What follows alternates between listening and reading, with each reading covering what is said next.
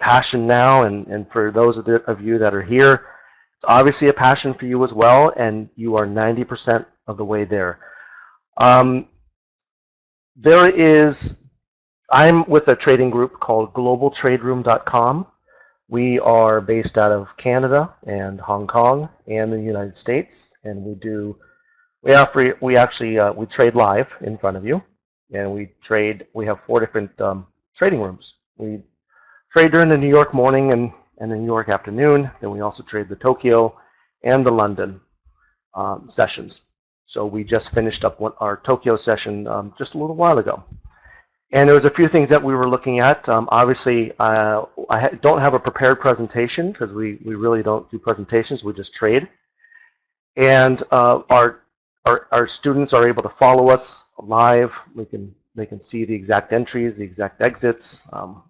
We can do discussions in detail, etc. And we have prepared for you all, just in case you are, obviously it's getting late on the East Coast, and just in case you are interested, we have a live trading Friday, tomorrow morning at 9 a.m. Eastern time to 12:30, and then another one on Monday, and then on Tuesday. Now, I popped in on a few different, hey guys, I popped in on a few different presentations, and as a matter of fact, some of my, I'm actually a student of Adrienne Togahi, or not a student, but she's my psychological mentor. Daryl Martin, I think he was in earlier.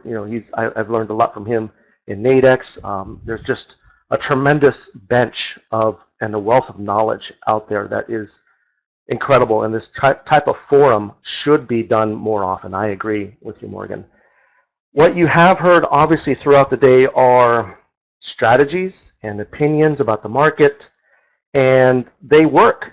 They work for many traders. I'm not going to be the one to poo-poo indicators or anything else out there. I'm not going to say that one strategy is better than the others, because you can make money in both sides of the trades. Okay. I am going to be a little biased, though, and I'll tell you why. I myself spent my career on the inside of Wall Street. I traded for Swiss Bank, which happens to have the largest trading floor in the entire world, 1,500 traders under 2 football fields. And I also traded for the infamous Bear Stearns. And Bear Stearns, I was lucky enough to see the writing on the wall.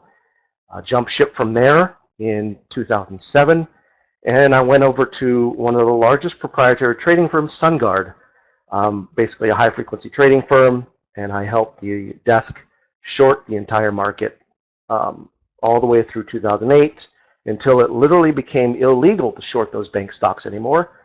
And I took some time off with my son, and I took almost a year. Went up to Napa Valley. I really love wines, and got into that. Started looking at seeing how can I trade some fine wines. So anyway, after I left, I ended up, after the debacle, come through 2009 unscathed myself. A couple times I figured, I was lucky. I didn't really want to jump back in on a desk anywhere, so I thought I would try trading myself. So trading myself was, let's say that it was difficult, and I'm not sure how many presenters, simplified trading. I'm just going to be one that says trading is tough.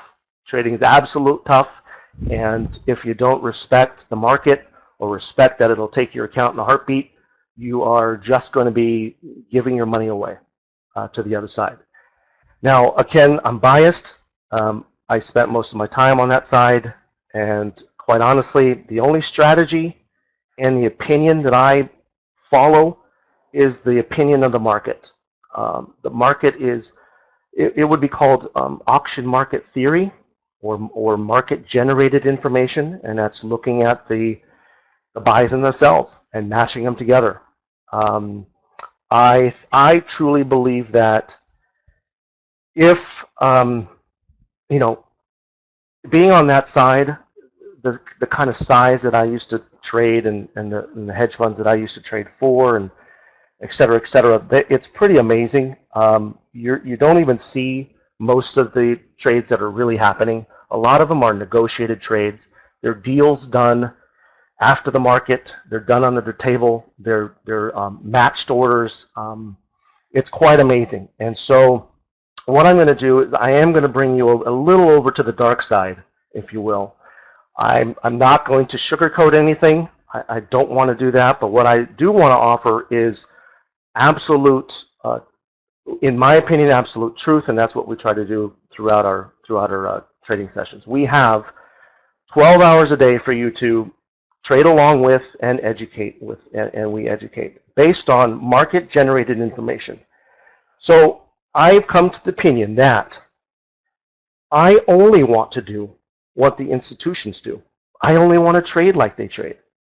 I want to trade alongside an institution or a high-frequency trading program, not against it. So because I think to do so is complete account suicide. So the question is, how are you going to do this? How do you find the information out there? Well, it is price action. There is price. Thank goodness. It's collective price. It's transparent. The markets are set up to be completely transparent. So a lot of folks that come to us in the trading room come to us with the notion that you have to take a lot of risk. You've got to take a couple points on the S&P. You've got to take 15, 20, 30 ticks risk on the crude. And I'm here to tell you that that's not true. You do not have to do that. I'm going to show you. We time and time again, every student that's come to us, and unfortunately, a lot of the times it is on, it's on their last account, and we do a lot of Band-Aid work on them. But we'll bring down, as you see here, Bruce from Ireland used to trade with 15 to 20 ticks a trade. We bring them down to under 6 ticks with an 80% probability, because we're not. Again, I don't want to poo-poo indicators. I use them. Hey, I like them. They're pretty colors, shiny objects. They will anticipate areas for you. But when it comes down to the real deal, it's all about the tape. It's all about the bid-ask footprint. It's all about the volume profile. And what I want to offer you right now is a look into the dark side. Now, this is the most amazing piece of information that I have found. It's a 46-page manual on market profile. And I want to read this to you. I want to read that. This is available. It's for free. I found it myself. I'm just sharing the knowledge. I don't have a monopoly on all the ideas. I'm just coming from perhaps a different situation than you are. But the most important thing is I had similar struggles. So I wrote here, stop trading like a retail trader. Trade like an institutional trader. And did you know that both groups do the exact opposite? Retail trades price and use technical analysis. They also buy high and they sell low. Institutions buy as the market is moving lower, and they distribute shares as the market's moving higher. So in other words, when I have a large order, I can't just sell. I can't hit the bid. I can't take a price. I have to trade where the other level is. That level is determined by volume, the other side. Now, there's obviously advantages that we had, and that was a crutch for me for quite a long time. When I was transferring over to trading for myself, I came across a gentleman by the name of Simon Joseph, and I knew what I wanted. I just couldn't find it. I found in this little niche. He's a commodities trading advisor. He's our lead and head trader, and but all of the information that we share is really based on auction market value theory, volume profile, market profile. And if you haven't heard those terms before, please email us. I will send you this large PDF file. It's the actual workbook that the professionals used. There's study and then there's test. There's study, then there's test. It's quite amazing. It will literally turn your way of thinking upside down. Okay? So, all that being said, Let's start to take a look at what my charts look like.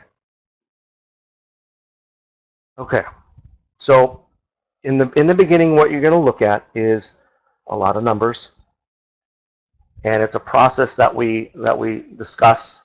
And once you are finally able to not look at this just as a bunch of numbers bid. So by the way, for anyone who hasn't seen this before, the left side are the bids, the right side are the asks.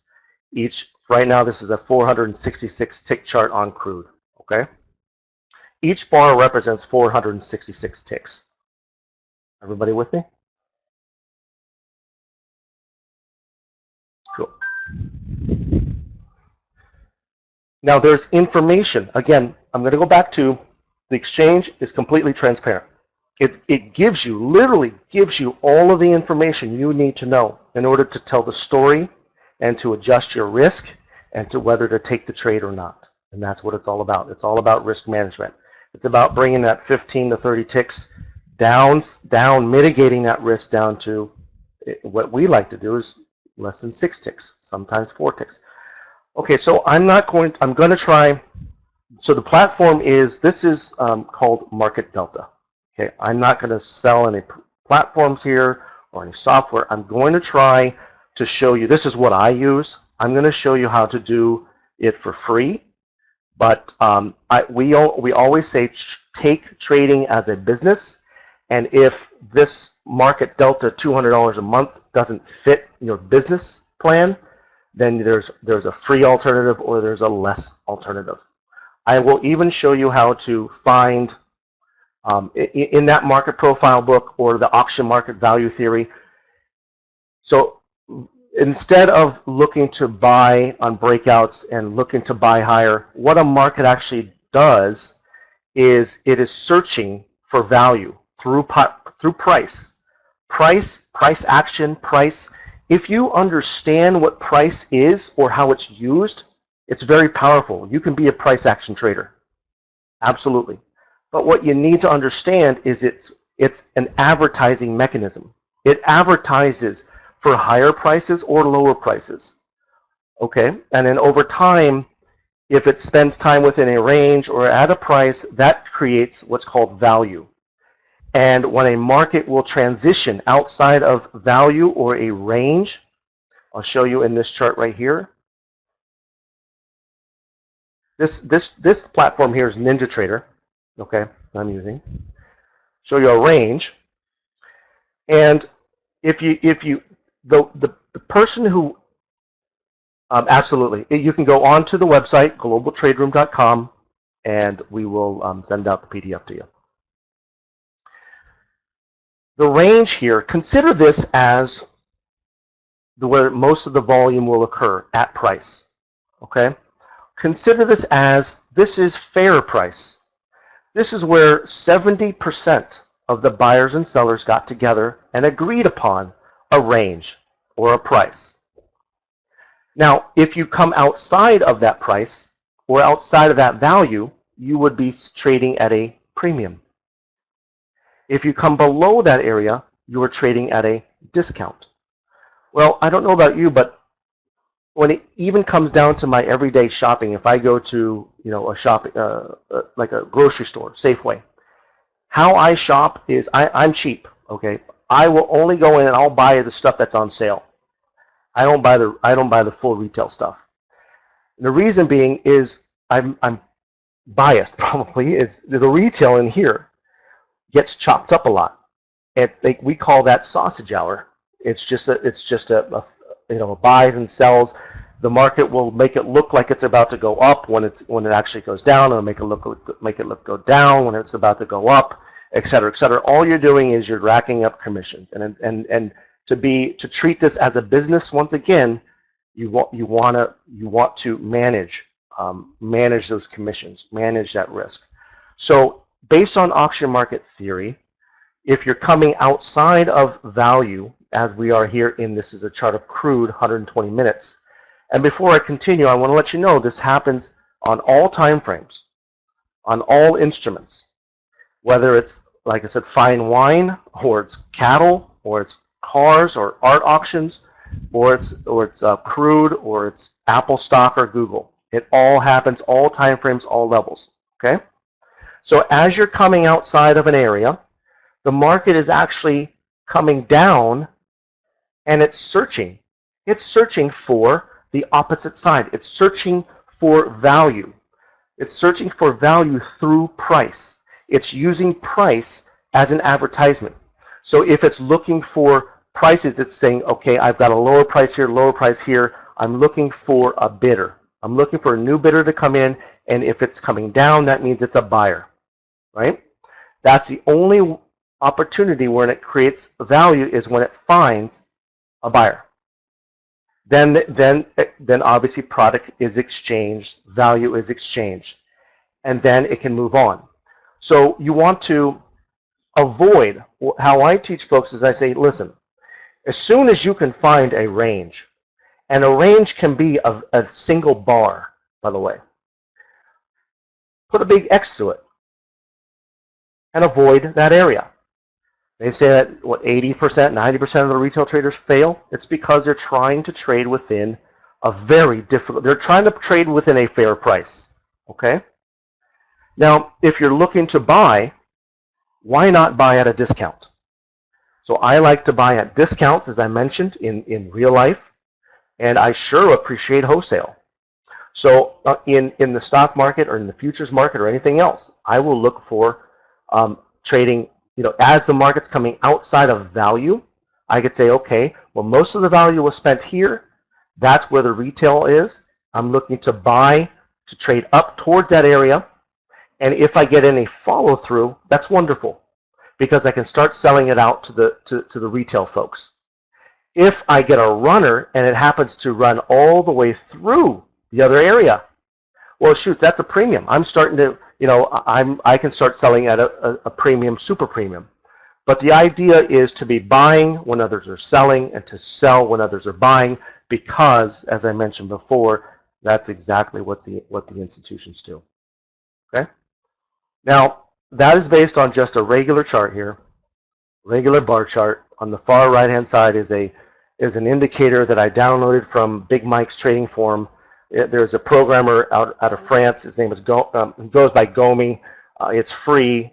This will tell me the volume that occurred at each price, and it'll also tell me the value area. So the value is at this blue line here is the lower value. The upper area at 104 is the upper range, and anything in between is fair price. So, but that being said, again, it happens on all levels, all price, whether it's minute or tick or volume, you name it. When it comes down to it, what we want to see though is, how is the market? Is the market? It's called the GOMI, GOMI volume ladder. GOMI, GOMI volume ladder, and you have to be an elite member of Big Mike's trading forum, and I believe it's a donation of anywhere between $50 and $100. Okay, and it's got tons of great indicators and webinars, and it's amazing. Okay, so again, what's important is where the market's located. Where the market is not located, but where's price relative to value. I use Thinkorswim, and I like Thinkorswim, but the program here is on NinjaTrader, and then this one here is NinjaTrader. This one here is Market Delta. Okay, This is what I trade off. Again, I'm not soliciting Market Delta. It's a phenomenal platform. I love it. Lots of bells and whistles. I can see here the volume of the 5-day profile, volume at each price. I can see that we are, over the last couple hours, we are concentrating in this area of basically 180, and that would be considered like a volume point of control, where most of the volume occurred, or trades occurred at that price. That creates a fair price. So you don't want to put a trade in on a fair price, because you lose your edge. The market is all about an edge.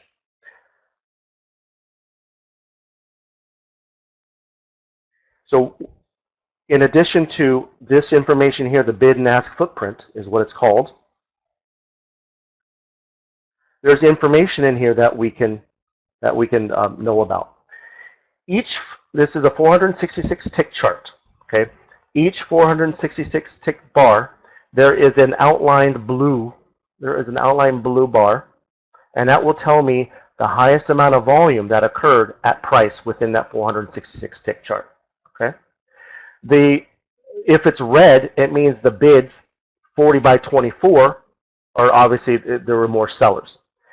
Conversely, here's the buys, 8 by 103. Highlighted, that's the highest point of volume. There were more buyers and sellers. Okay? Now, what this is also telling me is, you see the 16 by 24 down here? The 16 by 24 is called unfinished business. We call it an opening. It's open for business.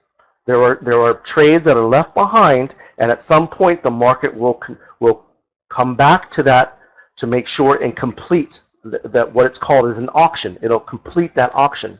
So that price at 100 spot 62, I will mark that as an opening. Price will come back to that area. Not if, will. The question is when.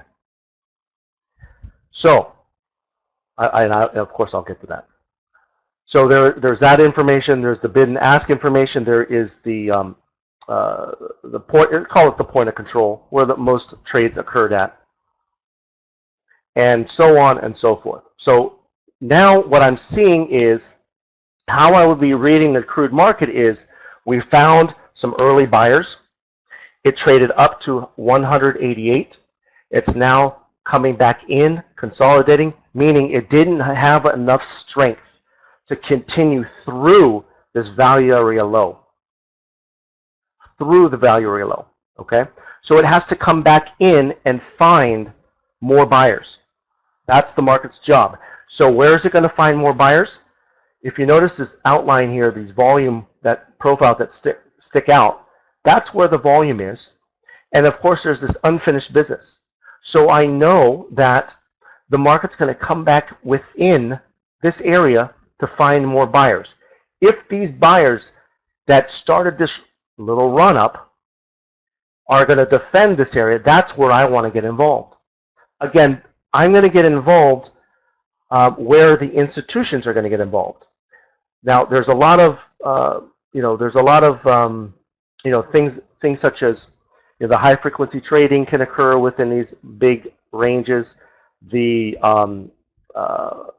iceberg orders, where you're fishing, basically you're advertising for you're basically advertising. You're sending probes out. You're trying to hit stops and to create some liquidity so you can get an order done. I said unfinished business. Just think of it as this 16 by 24 at 100 spot 62 on the crude. There's unfinished business down there, and the market will try to come back in and complete that. And when it can finally complete, it'll look like a 9 by 0, 5 by 0, 3 by 0, and then it's ready to auction up. The reason is the market itself is simply there. It's transparent, 100% transparent. It's only there to bring together buyers and sellers. If it cannot find buyers and sellers in one area, the market will auction lower to try to find buyers. If it's continuing higher, it's simply looking for the sellers because it's searching for value. The only way it can find value is on the other side of the trade. Okay? Now, I also mentioned institutional trades. So the way that this is set up here is I will have a regular chart, and then I'll have all the information here, and then I'll have something that's called I'll have a filtered chart. So this is looking for only block trades. I determine the size of the block trades. I determine how I want to see those block trades. But those block trades will be very important levels to where institutions committed at a price, and they will defend that price.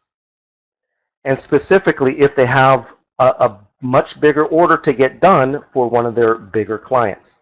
So let's go through. Oh, sure. Let me do this.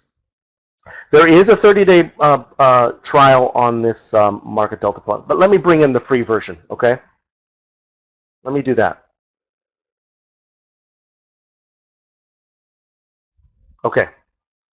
This is a bid-ask footprint, and it's an add-on indicator to NinjaTrader. Again, I found it a long time ago in Big Mike's Trading. I don't use it, but it's great for presentations like this because it is free, and free is good. It works in my business plan. It should work in yours. How's that? So what we're seeing here, this is the S&P chart. This is a 400. This is a 4181 tick chart. Okay. No rhyme or reason. It can be a 4-hour chart. It can be a 60-minute chart. It can be a 15-minute chart. It all acts the same. Okay. It's called GOMI, G-O-M-I, volume ladder. So what I'm going to do here is, since I don't have an opportunity to trade in front of you right now, doesn't seem to be, I'm looking at all the markets right now, doesn't seem to be much happening. So what I will do is I will share with you how I do my homework. And this homework is going to be relevant for tomorrow. So if you see, this is live, yes. I hope so. Yes, it's live. Okay. So live price, 1721, it just ticked. 1729.75, okay? So I'm going to look through this information, bid and ask. I know that, where did it just come out of? It just came out of a range. This area here is where you get chopped up. Or you have a really massive account and you are looking to add because you have an order to fill or something along those lines. So what happens after it auctions out, it's looking for sellers. I can find sellers up here. I see a 0 by 193. What I can tell by this is that, notice this 496 on the bid, on the ask, and then it goes 746, then it goes 193. Well, that's telling me that the sellers are not really absorbing all the buyers. So the buyers are still in control. So what I'll do is I'll mark this as an area of interest. Okay? That's an area of interest at 1733.50 that the market will revisit.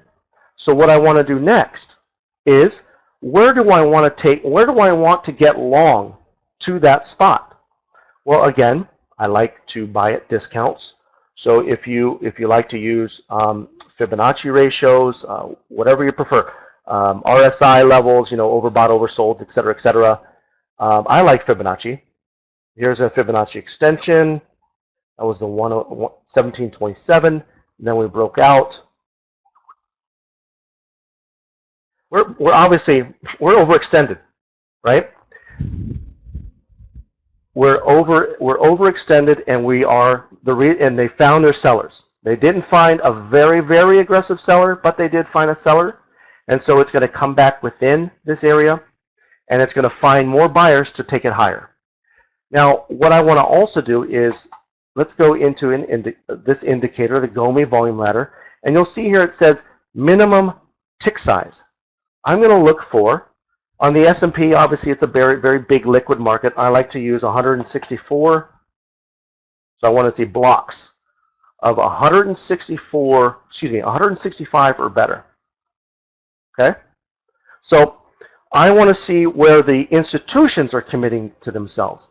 I want to see everybody else, the ones and zeros, the high frequency trades that are being pieced together to make up something, and like I said, there's no real clear direction. I like to see whose seat is on fire and needs to defend an area and may be losing a job if they're wrong. They get that cardboard box, that banker's box that you see, as they're coming out of the tower. You see them walking out with all their little knickknacks in it. That is the institutional trading.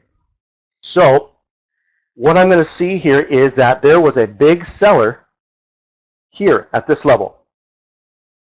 I'm going to mark that off, 1725.50. And when you see a seller and it's going against them, that becomes Remember, an institution can't just get stopped out of a trade. He has to work himself out of a trade, and it's usually at worse prices. So what this will, this level here, 1725, will be a level that will become support. So if by chance the market the sellers here did take the markets down, and then the markets traded back up, that would be resistance. And that's where I would look to take a short from. So for right now, that's an area I'd like to take a long from. Now I also see here this line, almost like orders being stacked. You see these orders here? 176, 244 by 243, et cetera, et cetera. 1727 quarter. That's going to be an important level. That's going to be a level where it's most likely, if they break through this, you're going to get a flush. You're going to get a flush through with lots of momentum, and you got to be ready to go ahead and buy. You want to be looking for you want to be looking at the the information, whether it's your depth of market tool, your footprint tool. You want to look at the market. You don't want to wait for a moving average or an oscillator or something along those lines. You will be left behind. Even if you're a candlestick trader and you're using candlestick patterns, before the candlestick pattern finishes, I will be in that trade, and I'll be ready to sell to you as your candlestick trade completes itself. Okay. So we have a level here, 1727. I have a level here. Excuse me. I don't know. It's up here, 1733.50.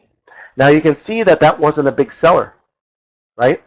Remember when I said the market goes up to find what?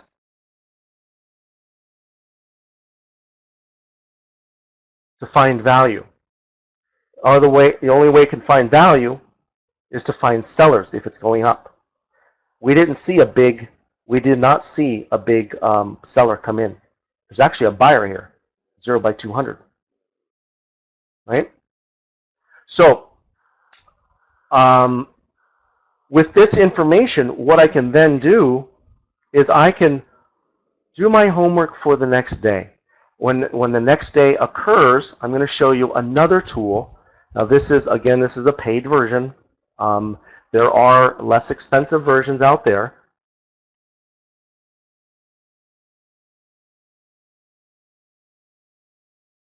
Okay.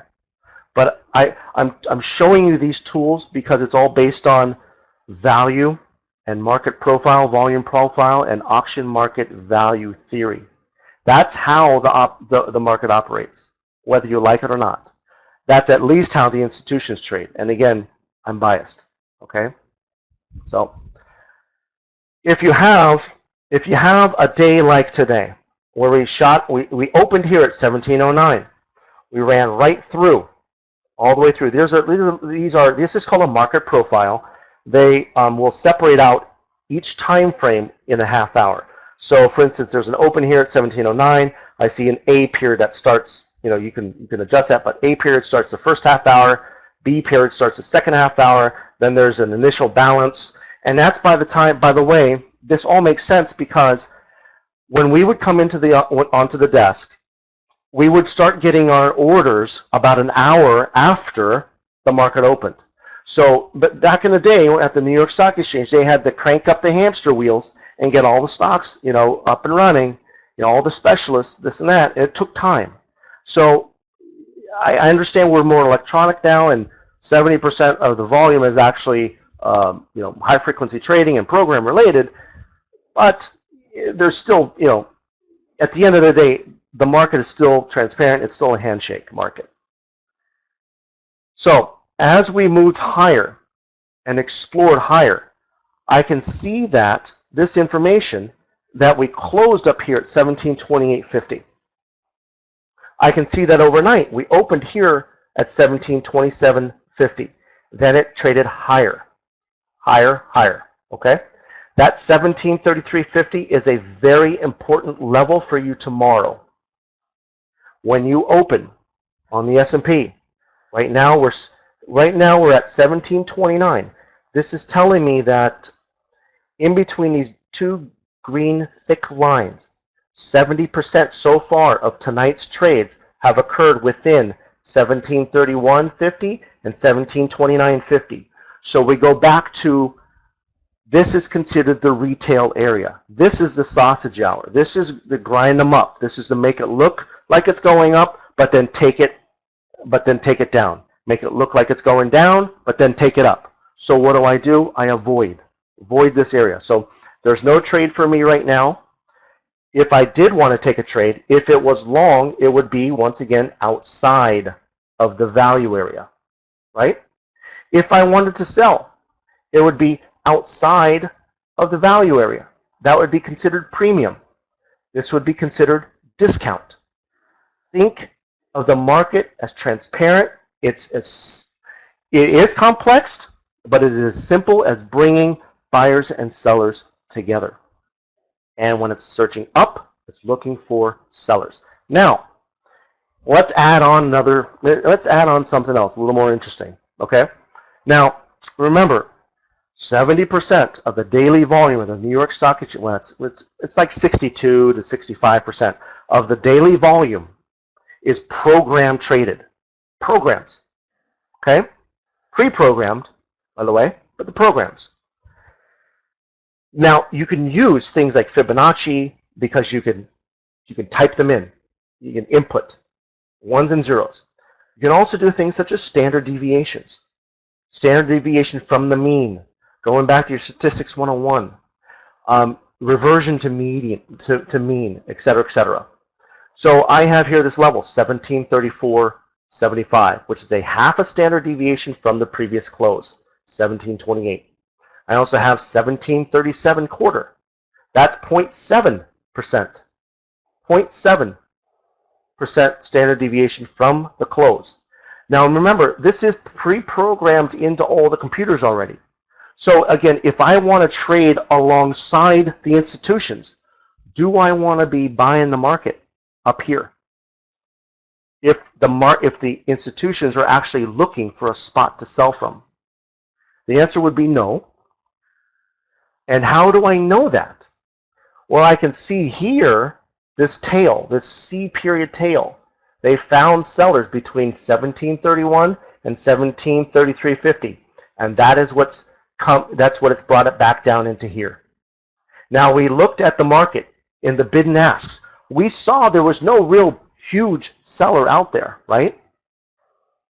So we know that there is a good chance that we're going to revisit that level. So again, if the market opened up within this area tomorrow morning, I'm not doing anything. If it opens below here, guess what? I'm buying. If it opens outside of here, I'm going to wait for a test, and then hopefully, let me draw this. Let me draw this for you. Hopefully what you'll see is a lower high. And then you short. Now where would you short to? Well, you're going to short back to value. You're going to short to, there was value down here at 17 and a quarter. 17 and a quarter, there was value. Okay? There's see the 1722 here? That is called a naked point of control. It's naked because it hasn't been traded through yet. It's not been tested. This is on today's trading. E, F, G, H, J, K, L. More trades occurred at 1722 than any other price. That becomes a point of control. This is called a market profile. I don't have a less expensive version of this, but there are less expensive versions and add-ons. There are, with Thinkorswim, there's something called monkey bars. With Sierra charts, there are profiles that are within a $50 a month package or something along those lines. There are one-time fee, like $250 from a gentleman who programs for Ninja Trader. It's called FinAlg. you can always email us and we can give you our, however you want to do it. Are there any questions so far? Am I making myself clear on why I'm biased this way, and why I look to what are the blue levels? Excellent. Okay. Good. Good. Now again, I'm not saying that I'm the end all be all, right? But I just come from the inside, and I do know how powerful they are. So I do want to trade alongside of them, and so the key is there's a couple ways to do it. Now, once I have my levels, my homework, 1733, I can trade futures. With trade futures, a very leveraged product, right?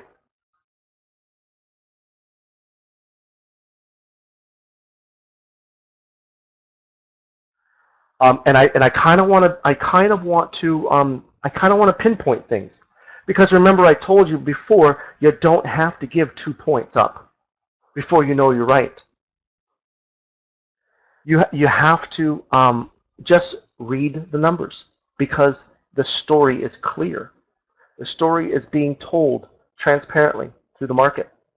So all you have to do is learn how to read these numbers. And I mentioned before, and I'll show you a perfect example. Now this is not a great example. It's a live example, right? So it's not a great one. But if you take a look at the sell, the 26 by 114 at 166, those are buyers. You come up, you start to see the ask side, 61.13.1. You start to see those get less and less, right? That is the sellers absorbing the buyers. So in order for a market to turn, think of it as inventory. If I've got to bring in inventory first, before I can sell it. That's what I have to do. I have to start bringing in inventory at prices, and then all of a sudden, the last man standing. Last man standing, you see that 0 by 1, and now it's a tipping point. It's a tipping point of what you can trade off of, and you can trade off of this information. And if I were to take a trade, I could minimize my risk to 1, 2, 3, 4 ticks risk in crude. Crude, every tick is $10. So that's $40 a contract, right? So if this was lining up to a spot where I had my homework done, I had a level where I saw previous sellers, then I would, and I sat, and it's coming up to my level. I go, hey Kai, obviously the buyers are being absorbed. I know how the market works. It's actually going up because it's looking for sellers. So when it finds those sellers, I guess I better jump in. Anyway, so I take the trade. Morning. Let's get started. But I also know that this is just peeking its head outside of a kind of a range, right? A range, fair price. So I'm not really. I mean, yes, there's a little bit of a deal here, but it's not a whopper. This will definitely, this kind of trade, 4 ticks risk. You take your first 2 contracts off, plus 5, $100. Let the last one run, break even plus 1 kind of thing. And yes, maybe you'll get. I'll give you an example. You can come in. You can come in down here. Here. See this 31 by 1? Oh, this 31 by 1 right here at 100, spot 33. Unfinished business. The market will be attracted to that price. And then I had this one. So that last contract that is free and clear because I've already taken profits, could be well on its way to 133. Obviously based from just this little example here. Okay. So let me also take a look at. Here's something that's quite interesting, and we were just going through this evening, as a matter of fact. Gold. Okay. Now remember, it doesn't matter if it's gold, S&Ps, yada yada. It's all traded the same. You got to have a buyer, seller, etc., etc. So what do I have here? I have a 405-minute chart. This is an 8-hour chart. I have obviously they found buyers.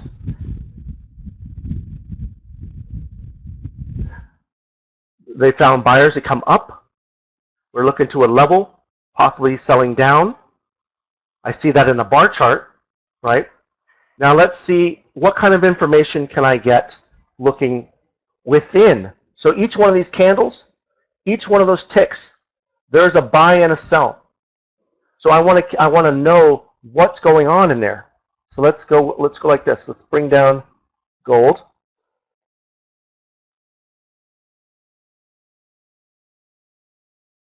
Now gold is a much thinner market, so I'm going to have to adjust it. Let's see if I want to see blocks of 15 or more. Okay. So remember, now I'm only trading. I'm only interested in what the institutions are doing. And everything else is zeroed out. Remember, my trade, your trade, all of our trades collectively, those are zeros. Those are 0 by zeros. Not saying that you don't mean anything, but you know, it's in the big, there are benefits. Obviously, there are benefits to being smaller, and I honestly think that we have a great opportunity these days, being a retail trader. Let me get a time check here. 9:25 my time, 12:24 your time. Okay. Based off of this gold, I can see that there was a big seller here at 116. I'm going to mark that off. Okay. And I will see that 116 from this price, 13.22, from here on, the sellers are in control. So where are they going to? They're going to this area right here, previous area of buyers and sellers together, right? Yes, the red bars mean the sellers hit the bid, and they hit it hard, okay? So I can see that we're actually selling off here. And as a matter of fact, in our room today, we took a short using the crude contract off of these levels. Now, for some, when you first are looking into these numbers, they just look like a bunch of numbers. You really just have to practice. That's all that it takes. Okay? I promise you. There's no math involved. It's all that it has to take is just practice. And once you're able to decipher the markets tick by tick, no one else can sell you a nut, anything else. It will always be about the market and you and your trust and your ability. So what we want to do then is adjust our risk. And we teach you how to adjust your risk, again, from 15, 20, 30 ticks down to 6 ticks, 4 ticks, etc. But let's say that you don't necessarily have, you're in the training, you're developing it, or maybe your work. You have a full-time job. There are options available. There's a product out there called the NADEX. It's a new exchange, North American Derivatives Exchange. And what we do in that sense is we bring up an option. So someone that may be, let's see here. While I'm here, remember, just go to globaltraderoom.com. Watch us trade tomorrow morning, 9 a.m. to 12:30 p.m. Watch us trade Monday. Watch us trade Tuesday. And again, it's live. Buys are called out, sells are called out. And we can do so because our head trader who's leading the room is a licensed commodities trading advisor, CTA. Okay? So NADEX, this is a platform. So I was looking at the S&P. This is an exchange. Apologize. This is an exchange. Now, what I want to do here is I want to take a look at where's my homework on the S&Ps. My S&P level was, sorry, well, it was higher. Okay, it was higher. So I want to possibly take a look at a short. I think it was, 13? No, this is gold.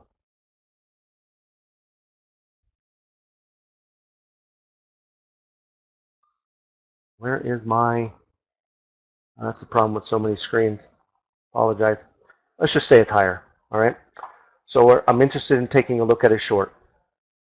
Now, I do want to wait for the morning because I can see that we're coming back in. This is not.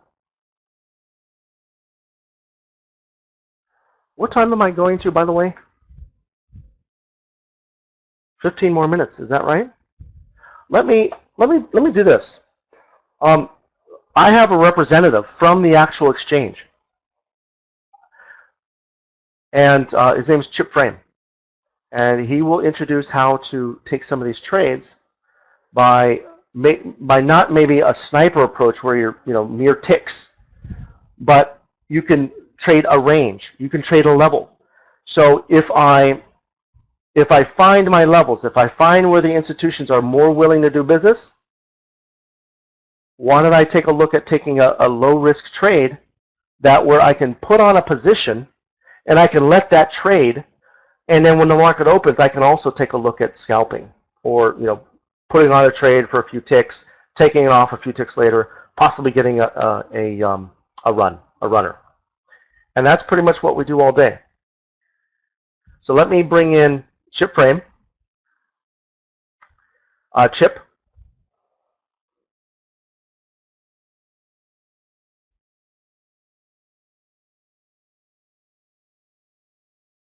Let me see if I can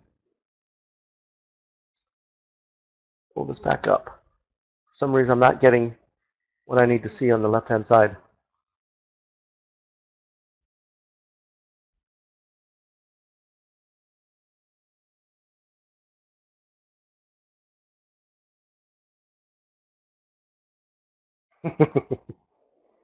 You know what I'm going to do? Let me just close that out. Let me just reload it. Okay, so again, if you're a futures trader, join us. We'll teach you how to reduce your risk, how to trade alongside institutional traders. You can bring all the indicators that you've paid for, all the other stuff that you've used up to this point. I promise you it will be relevant. But it's truly relevant when you can confirm what you're seeing in the actual process, the auction market. And of course, understanding what the market is there to do. And that market profile manual may help a ton of you. Okay, so I'm looking at the, I see indices here. Obviously S&P would be one of them. Let's go ahead and look at the S&P.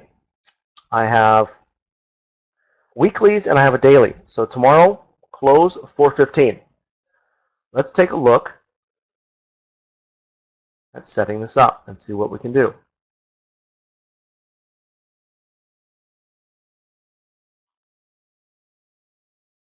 Oops, sorry.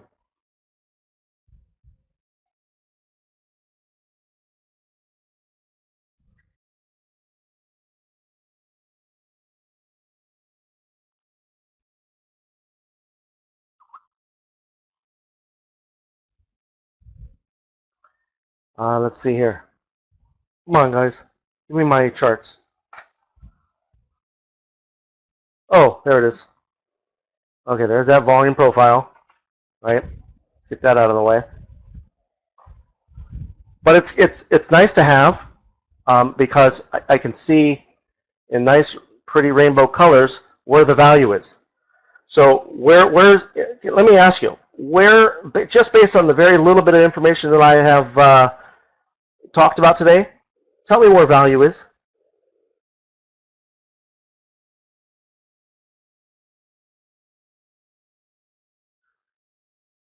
$17.15. There is. Good spot. There's a little value here. $17.15. Where's my lines? Where's my lines? Where's my lines? Here it is. Boom. $17.15. That's a good spot. Guess what? There are buyers there. There are buyers because they traded up and now they're looking for sellers. Did they see them? Did they find them? Let's take a look. Well, we found a little bit here, right? We found enough to at least cause a pause. If a market is going to pause, it's going to balance, it's going to try to become efficient. Efficient is balancing. So let's say, okay, it paused. Let's look for a balance. Remember I said it can be off one bar. There's a range. Now, what do I want to do? Again, if I come outside of here, I want to short, especially if we get a lower, especially the seller, right, defends itself. If you come down below here, I want to look for higher because we got a little bit of volume here.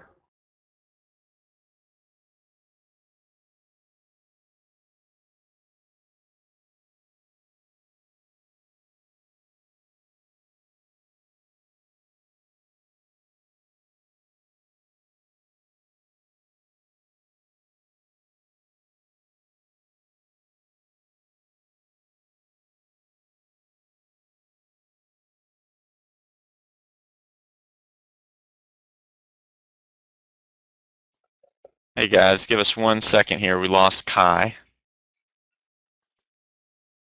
So give us just 1 second. I'm sure he's trying to get things back up. We just do this as a test sometimes. Make sure you guys are still awake and paying attention.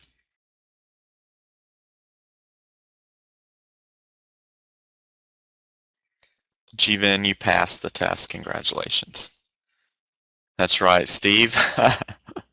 There you go. Yeah, we definitely can have Kai back. Hopefully we'll have him back tonight.